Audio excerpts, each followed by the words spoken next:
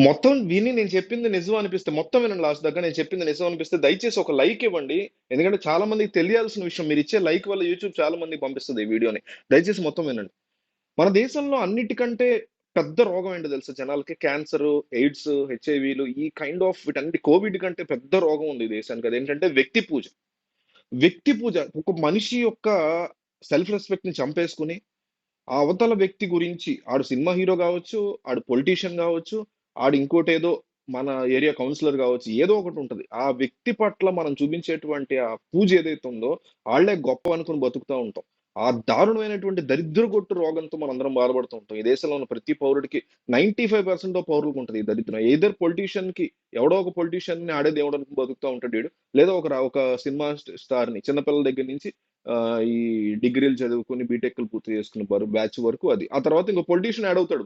Cinema hero ఏమి minus అవడు.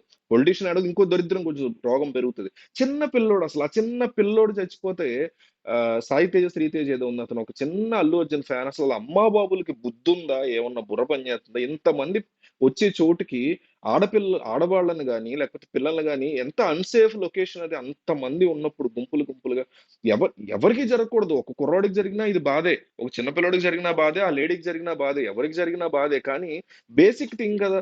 కుర్రోళ్ళంటే కింద మీద పడతారు. ఆ తర్వాత లేచెళ్తారు. అందులో కూడా చాలా మంది కేవలం వాళ్ళకి మనకి ఇలా అయిందని బాధపడుతున్నాం గానీ, అసలు చాలా మంది వీడియోలో ఏం చెప్తున్నారు, మేము చచ్చిపోయాం అనుకున్నాం అని చెప్పి. దీని బాధ్యత ఎవరిది?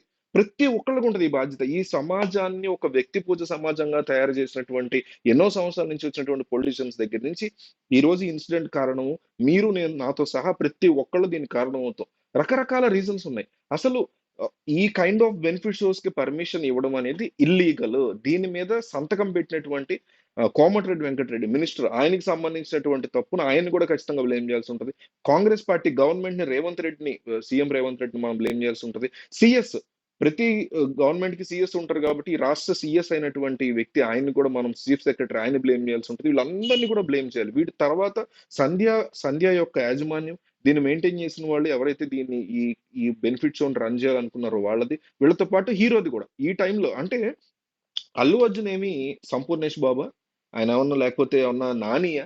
లేకపోతే ఇంకేదన్నా రామ్ పోతినేని లాంటోడా? ఎంత పెద్ద హీరో టైర్ 1 లో పాన్ ఇండియాలో భయంకరమైనటువంటి టాప్ సూపర్ స్టార్ హీరోగా ఎదిగాడు. ప్రభాస్ లెవెల్‌లో ఇండియా లెవెల్‌లో ప్రభాస్ టైప్‌లో ఉన్నటువంటి తోపు హీరో. ఆయనకి ఎంతమంది అభిమానులు? కోటాను కోట్ల మంది, లక్షలాది మంది అభిమానులు ఉంటారు. అట్లాంటి వ్యక్తి అంత చిన్న లొకేషన్ అసలే అక్కడ ట్రాఫిక్ జామ్స్ అయిపోయి ఫుల్ ఇదిగా ఉంటది, ఇబ్బందికరంగా ఉంటది. అట్లాంటి వ్యక్తి అక్కడికొచ్చి ఆ కైండ్ ఆఫ్ ఓపెన్ టాప్ జీప్‌లో అట్లా చేయడం ఏంటసలు?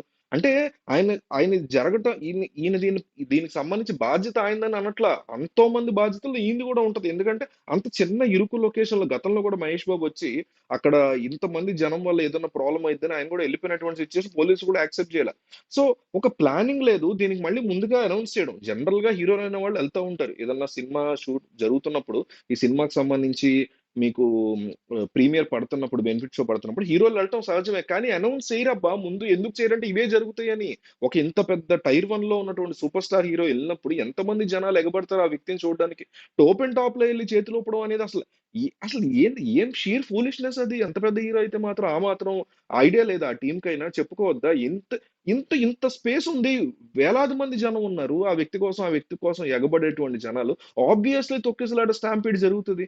దాని గురించి కూడా ఆలోచించకుండా పోలీసులు ఎందుకు పర్మిషన్ ఇచ్చారు? అసలు ఈ టీమ్ ఎందుకు యాక్సెప్ట్ చేశారు? ఈ విషయాలంతా హీరోకి ఎందుకు ఎక్స్‌ప్లెయిన్ చేయలేదు? ఎక్స్‌ప్లెయిన్ చేయకపోయినా హీరోకి ఎందుకు ఆ మాత్రం ఆలోచన రాలేదు? ఇది ఇదే ప్లేస్‌లో మీకు చెప్తున్నా, ఇక్కడ అల్లు అర్జున్ ఉన్నా సరే, పవన్ కళ్యాణ్ ఉన్నా సరే, మహేష్ బాబు ఉన్నా సరే, చిరంజీవి ఉన్నా సరే, ప్రభాస్ ఉన్నా సరే, ఎవరున్నా సరే ఇదే వర్తిస్తది. దీన్ని కూడా దరిద్రంగా రాజకీయ నాయకుల్లాగా హీరో ఫ్యాన్ వార్స్‌లోకి రాకండి. ఇట్లా చేసిన వాళ్ళు ఎవరు చేసినా మనం వేలెత్తి చూపించాలి.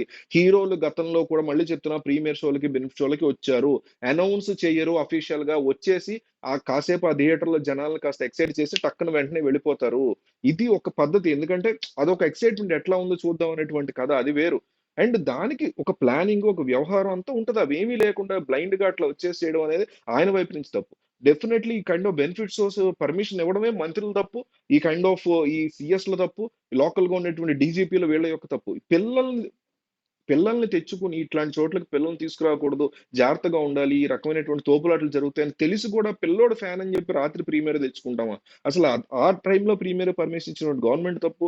తన పిల్లాడు ఇంత పెద్ద ఫ్యాన్ కాబట్టి రేపైనా చూపిద్దాం, కొన్ని రోజులు ఆగి చూపిద్దాం అనేటువంటి ఆలోచన లేకుండా పిల్లల్ని తెచ్చుకొని తన భార్యను కోల్పోయినటువంటి వ్యక్తి ఆయన తప్ప. ఆయన్ని ఏమనాలో కూడా అర్థం కావట్లేదు. ఈరోజు తన భార్యను కోల్పోయి కొడుకు ఎట్లా హాస్పిటల్‌లో పడి ఉంటే ఎంతో బాధపడుతున్నారు ఆయన. సరే మనం ఈ వీడియో చేసే టైంకి టీమ్ అయితే స్పందించారు. అంటే టీమ్ స్పందించారు తప్ప అల్లు అర్జున్ స్పందించలే. ఆయన వెళ్లి హాస్పిటల్ చూస్తే బావుంటది. ఈ వీడియో మీరు చూసే టైంకి ఎళ్లుంటే ఓకే. అప్రిషియబులే. కానీ చెప్తున్నా ఏం ఏం ఉపయోగం? ఎంత స్పందించి ఏం చేసినా ఏం ఉపయోగం? ఇంత దారుణంగా అంటే మన క్రౌడ్ మెంటాలిటీ ఇందాక చెప్పా అది వ్యక్తి పూజ. ఒక మనిషి కోసం మనం ఆ మనిషిని ఇష్టపడితే వాళ్ళ కోసం ఏం జరుగుతుంది చుట్టుపక్కల అన్నీ మర్చిపోయి గుడ్డిగా ఆళ్ళ కోసం పిచ్చి నా కొడుకుల్లాగా ఒక జాంబీస్ లాగా తయారు చేస్తున్నారు మనల్ని ఈళ్ళందరూ కలిసి రాజకీయ నాయకులు, సినిమా వాళ్ళు అందరూ గూడా ఒక్కళ్ళు కాదు. ఏ ఒక్కళ్ళ గురించి కాదు ఇది. ఏ ఒక్కళ్ళని బ్లేమ్ చేయడానికి కాదు. ఏ ఒక్కళ్ళని ప్రైజ్ చేయడానికి కాదు.